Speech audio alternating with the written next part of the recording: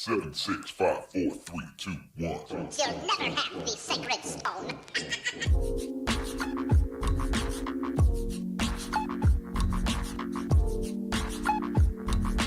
Fans Discussing Fandoms. Hello there, and welcome to Fans Discussing Fandoms. My name is Patrick. My name is Tim. What are we doing today, Tim? Today we are going to be talking about Multiversus because they got a new season 4, and we're going to talk about if it's good, if it's bad, and then I have thoughts as to how they can improve and how they can get better, but we're going to talk about that after we talk about the new season. So, the new season, basically, there's not much. Not much. You get 2 new characters, Raven and Marceline. Raven is out currently. Marceline will show up eventually, I guess. So we'll start there. Raven's not bad. She's slower than I expected, because I honestly thought she would be fast like Harley Quinn and Wonder Woman, but she's a bit slower than that. And she's fine. She's just fine. There's really nothing there that's new or spectacular or exciting. So she's fine. And then she does come with a white costume version, and then a custom skin that they made for her in the game. And both of those skins look good for her. Then they also added 2 maps, one of which is in the game, one of which isn't. The one that is a Samurai Jack map, which the map itself is fine. There's nothing new or unique there. But what is cool about the map is halfway through the match, it will switch. So it basically has a day mode and a night mode. And then halfway through the match, it will switch between those 2 modes. And the map is slightly different. Like, there's a platform in the night mode that the day mode doesn't have, but that's kind of it. And then visually, they look different. And then it's a new battle pass with, banners, experience, currency, some skins, that sort of stuff. And then I assume we'll get another battle pass later when Marceline enters the picture. Then there's new events, because there's a Raven specific event, there's a Trigon possessed event. And then there's 2 new VIFs. So just like previous VIFs, it's a single player mode that you can play on your own, do own rewards, and try out the different characters. Mm-hmm. And then they added Arena, which is basically just a team mode for online. And then they added Fighter Road.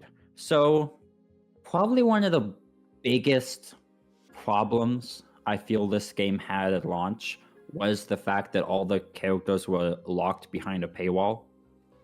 Fighter Road means to correct that. So you can still buy them for 1,000 of the in-game currency, or you can grind through the game and pay 15,000 of fighter experience to unlock the character. And with this in mind, if you've played Multiversus, then you know how slow it is in terms of the grind. It's ridiculously slow. And the gameplay is not there to make the slowness of it worth it. So I did the math. If you max out the battle pass right now, maxed out the events, maxed out the Raven specific event, and then in that time you probably would have maxed out 2 characters, you would get 16,000 and something fighter XP. So 1 character, if you did everything right now and just spent however long that would take right now, you would get enough for 1 character. 1,600 or 16,000? 16,000. And the characters cost 15,000. Batman costs 6,000. Yeah. But I don't know why he cost 6,000. Like, he's the only one, and then everyone else for me costed 15,000. Interesting. So, it's a grind. It's still a grind. to unlock the characters. Oh, again, you can just pay money and get the character you want. And that's all the new stuff in this season. Yeah. So, in my opinion, it's bad. It's a bad season. I think another thing that doesn't help is the feedback I'm hearing from people who really enjoyed the game, especially from like enjoying the game during the beta tests, is they changed the mechanics a bit and the pacing. I can understand why they might have done it. Like, for example, Superman was pretty broken, but also they slowed everything down, Yep. which really kind of takes away from enjoyment and some replayability, because like you feel kind of slow and clunky. Yep. I don't know how much that affected me as much, because Finn, which was my main, was more or less like he was a little slower, but he's a faster character. But at the same time, like I think they nerfed him a little bit, which was a little sad. Yeah. Well, I feel like bigger characters like Jason, the Iron Giant, makes sense for them to be slower because they're tank characters. Yeah. But Finn, Raven, also being slow like them is like, why? They need to be kind of fast and speedy. But yeah, I know also the problem I have with this game is it feels like every little thing is behind some kind of paywall. Because when you level up your character, for example, you just get experience to be used to buy stuff in a separate place. The events give you experience and a currency to buy stuff in a separate place. The battle pass gives you, skins and banners and that sort of stuff. But that's the only place to get those things, unless you buy it with real money. So again, it's like, oh, I want that skin, but I don't want to fully complete the battle pass. Then that's another paywall you have to go through if you want that skin. And then even with a new fighter road, it's if I want a new character, I can either grind, and there's the paywall of grinding for X amount of hours. Oh, pay real money to get the character. And then if you just go to the store in the game, like if you go to a character and you say you want a specific banner or you want a specific skin, there is no way to earn that without, again, going through some kind of paywall, whether that's going to the shop or going through an event to get the currency to then buy it in the shop, or grinding through the battle pass, which again is the price tag of time and effort. Yep. So it just feels like every little thing they could have possibly had for this game, skins, emotes, banners, characters, is all locked behind some kind of greedy paywall, which was a problem when this game first came out, and is still very much a problem the game has right now. How much does it cost for like one character in like Canadian? It looks like it's $10 USD, so that's probably closer to like $14 Canadian. Yeah, I think it's around $15. Yeah, if you don't include taxes, if they charge taxes for that. Yeah, it's for one character, which is too much. Yeah. Like, it's fine for new characters, but again, the fact that the entire base roster is locked behind that is ridiculous. Because also you go to the shop, and if the shop was purely cosmetics, that would be fine. $15 for a skin, that's fine if it's a good looking skin. But you go to the shop and it's like bundle after bundle after bundle of like $40 for these 3 things, or $20 for these 2 things, and it's like, can I not just earn it naturally? Yeah. No? Okay. But also another thing is that I kind of wish they adopted the mindset that oh gosh, what do you call them? Like competitive first person shooters have that are free to play, like Overwatch or Valorant. I don't know if Apex Legends is the same, but games like that where the characters themselves, when they are released, they're free. The games themselves are free to play, but the Yep. skins are what you pay for, and it's like a culture of like that encourages you to buy the skins because one, they look cool, and they invest their time into it, but also like some people have the mindset of, oh, you have a basic skin, basic person. So yes, that's a little toxic, but it also encourages people to buy the skins, and you don't need the skins, um, but it looks cool, and they make money that way. They're trying to make money in the long run by releasing cool skins. Yep. But in a game like this, where you put a paywall to characters, that fences off, like, you're making it pay to win, which is problematic because people will take advantage of that, and they'll use like more powerful or characters that are easier to win with, and you're just stuck there playing as whatever character is free to play or whatever characters you have unlocked, Yep. which is also frustrating. So yeah, that's kind of the current state of Multiversus. It's just the same, more of the same, more of the greedy, stow stuff that has plagued this game since the very beginning. I think another thing that would help if they are so insistent on that you pay for the characters, they could have made the currency the same, like for the ones you earn and the ones you pay for. And Oh, just reduce it from 15,000 to like 3,000. yeah, That would work. Like, that seems like a huge number too. But what I mean by making it the same is that at the very least, if it's the same currency, you might be able to, like, let's say you're half the way there and you don't want to grind for the rest, you don't pay the full price for it. You pay for as much as you're willing to invest, yep. rather than like, oh, I spent all this time, but I'm so tired of grinding and I want the character. But what do I do now? I have all this currency. Is it just going to sit there? And then I just pay for the thing? No, I kind of have to commit now. Yep. I do think this game could be an amazing fighting game with the amount of IPs WB has access to.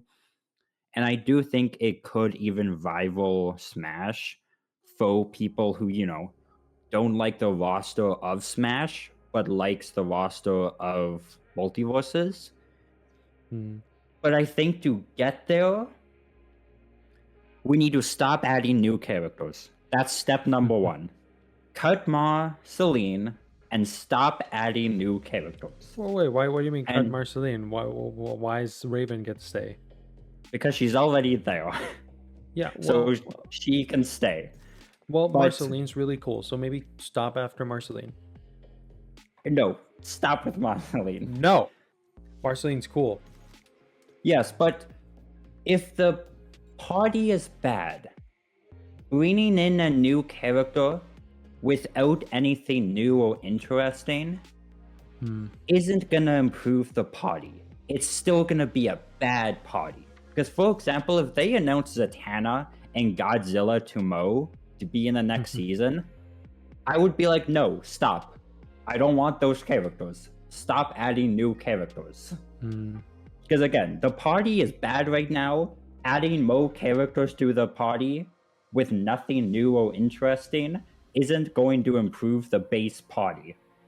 So you stop adding new characters, and instead of season 5, you have a season 0.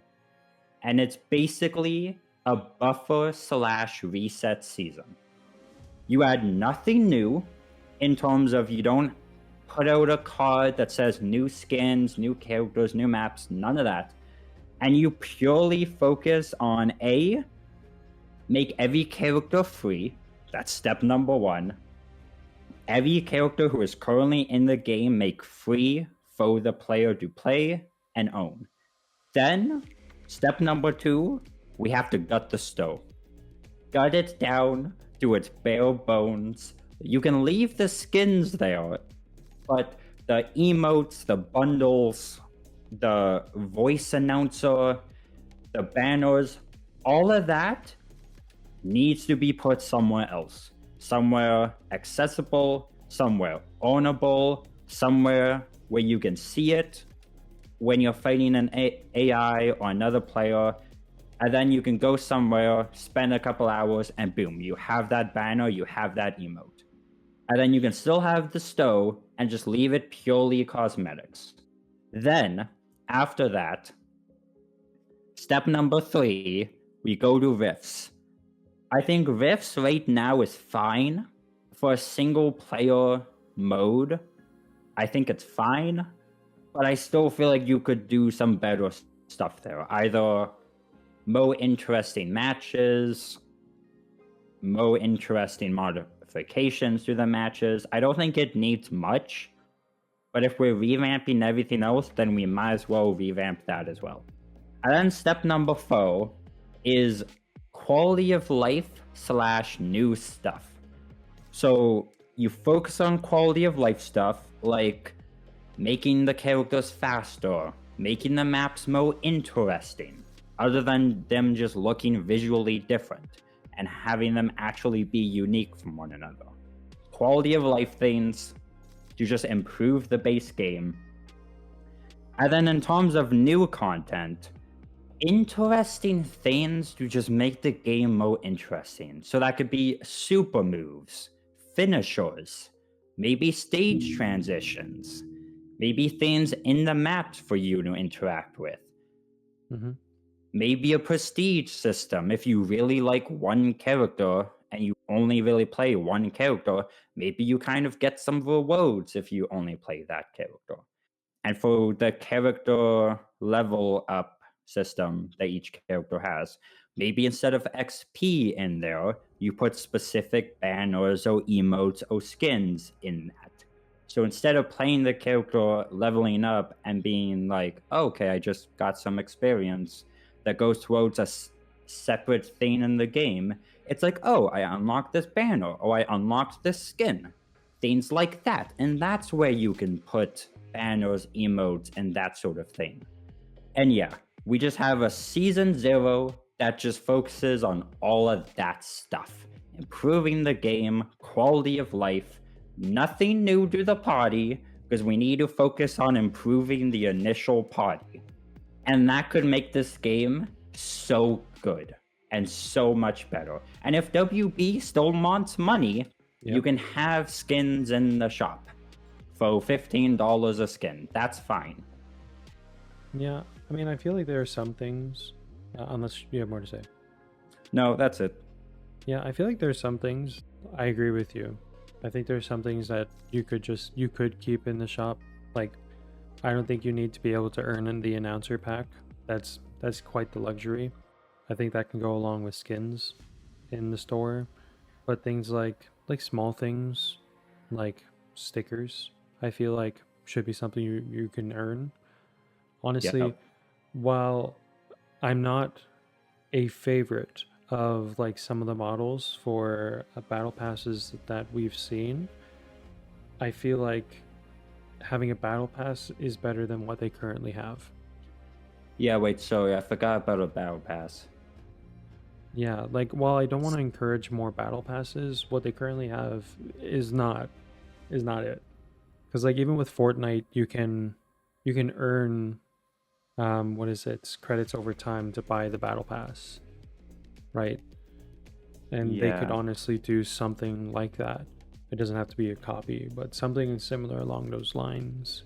A way to earn the cash that you need to be able to buy the characters that doesn't take a whole lot of grinding. Yes, Fortnite does take grinding, but also they don't have a pay to win kind of aspect to it, which it's fair for them. And I think that trying to put pay to win into the mix just throws things out of whack, if you will. Step 5, cut the battle pass. What battle pass do they have right now? It's a Raven themed one because Raven's in the game. Oh, okay. If they want to, they can have it there later. Yeah.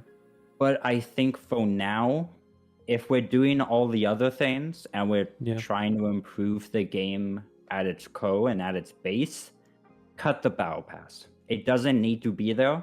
It's just another way right now for them to take money from the players. So take it out now, and then later, when the game's better, when it's in a better spot, then maybe you can bring back the battle pass, but I'm still hesitant on that. Yeah. Like the way I it's still feel like everything you want to do with the battle pass, you can just do in a better and more accessible and more fun way within the game. Yeah. Honestly, I feel like the way they have it now, it just kind of feels clustered. Yeah, it is clustered. Yeah, it feels kind of overwhelming. Like there's so many different areas that you need to keep an eye on. Like, oh, I need to do the quests. I need to do this new game mode. I need to do the battle pass and all this stuff in order to Yeah. get the stuff to get the things that I want. When Yep. I feel like you can kind of, congregate it into one area or less areas, make it a little more easy to digest. Yeah, because right now, for example, if you finish a rift, like a match in a rift, you have 4 different screens for 4 different XP or challenges that you're currently working on. Because you have Battle Pass, Events, Fighter Road, Character XP, Mission, Daily Mission, Weekly Mission, and it's like, guys, we don't need this much stuff. It's too much. Yeah. So step 5, we cut the Battle Pass.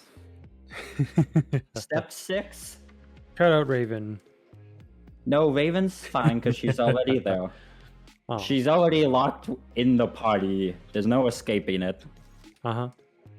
But I also think step 6, kind of readjusting the events, could be good. I feel like And one just thing taking out yeah. the currency that you own in the events, because that's stupid. We don't need to play an event to own a currency, to go to the shop, to go to the event store, and then buy the thing I want. Like, that's way too many steps. So we don't need to do that. So instead of that, just put the rewards in the events. Cut out the XP that you get in the event and just put in everything in that event-specific shop right now. Cut out the shop and just put all that into the event. So when you're playing the event, you're actually owning cool stuff and you're owning skins, banners, and things like that. And it's kind of worth it instead of just owning experience and then owning one token that you can go and redeem at the shop for one thing for. And then if you have a really sick skin that you're like, okay, this is too fancy, then throw it in the shop for $15. That's fine. But banners and emotes and stuff like that should not be in the shop. Just throw that somewhere accessible and free, like the event. Yeah. So just in conclusion, again, I think this game can get to a very good, solid, fun place. Yeah. It's just gonna take a lot of work that I don't think WB has the patience for. Yeah. I also wish that they kind of would. This is a problem with a lot of developers, unfortunately. Maybe not developers, maybe the companies that are funding developers, but they don't listen to their player base. And their players are complaining about these things. And they might try to make changes, and I know they're a business, so they need to make money, but also you can make money by making people happy. That's going to be it for Multiversus. Thank you all for listening. Check us out on our socials. We're on Instagram, YouTube, Spotify, Threads. And we'll see you all in the next one. Goodbye.